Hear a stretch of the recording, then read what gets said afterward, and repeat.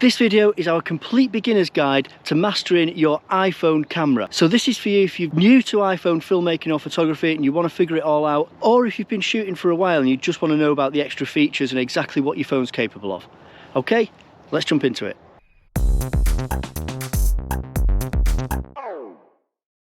So we're going to start at the absolute beginning with the shutter button. The shutter button appears here in the centre of the bottom of your screen, and you just tap on that to take a photo. Now the shutter button is multifunctional, so you can tap and hold to record a video and it'll continue recording for as long as you hold it. If you tap and hold and move the shutter button to the right, you'll get continuous video recording and the option to take still photos during the recording.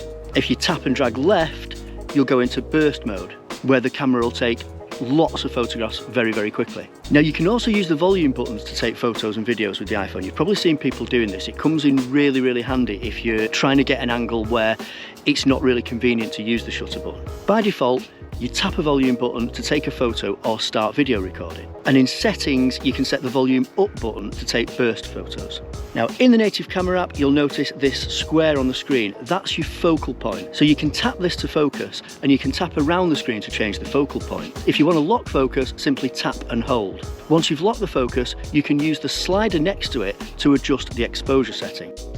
Okay, let's talk about zoom types. This is my phone, this is an iPhone 14 Pro Max, and on this phone there are 3 optical zoom types. We've got the standard, we've got 2x zoom, and then we've got the telephoto, which is a 3x optical zoom, and it's fantastic.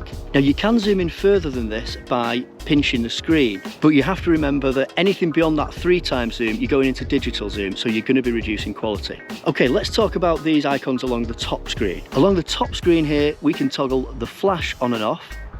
We can toggle live photos on and off, and we've got the night mode indicator, which automatically sets your camera up for optimum low light conditions when the sensor determines that it's dark. And along the bottom screen here, we've got styles. So you slide along here to select a style, tap to select, and then we can adjust the intensity, and we can also lock that in. At the bottom of the screen, we can also change the aspect ratio. We've got manual control over the exposure. The timer's down here at the bottom of the screen as well. You'll also find filters down here.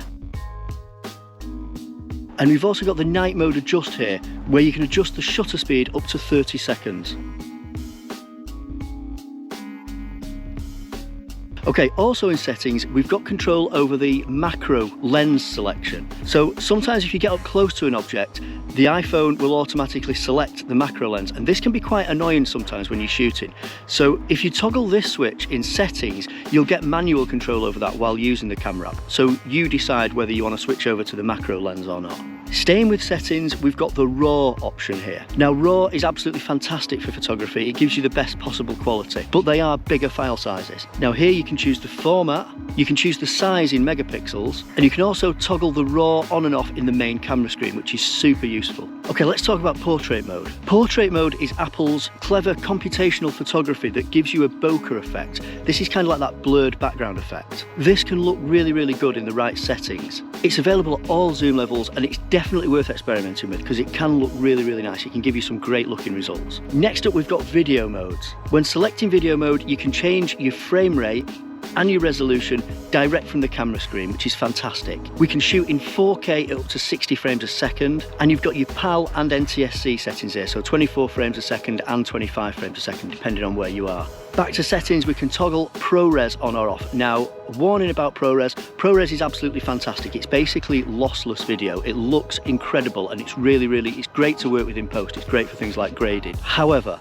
the file sizes are enormous. So unless you're using your iPhone professionally and you're delivering something to, say, a client who's specifically requested ProRes, I advise you don't use ProRes when shooting video. However, should you want to, you can actually toggle ProRes on and off right from the camera screen. Your other options here are HDR and Dolby Vision. Again, this can be toggled in settings and set from the camera screen. Dolby Vision is absolutely fantastic. It's available on the iPhone in all resolutions and frame rates, and it looks amazing. Now, this icon of the little person running here is to toggle action mode. Action mode gives your iPhone video the kind of stabilization that you usually find in action cameras.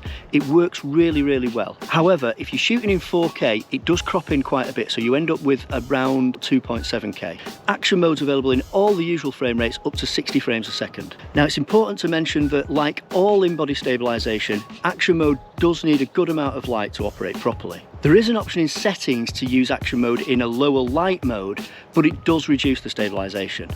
And finally we come to cinematic mode. Cinematic mode has been hugely improved in the iPhone 14 lineup. It uses computational photography to produce a bokeh effect in video. And it allows us to do something called focus pulling or racking, which means that we can take the focus from an object in the foreground and move it to an object further away, or vice versa.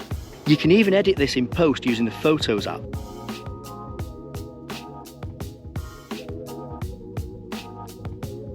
But for a lot more control over it, I recommend using iMovie.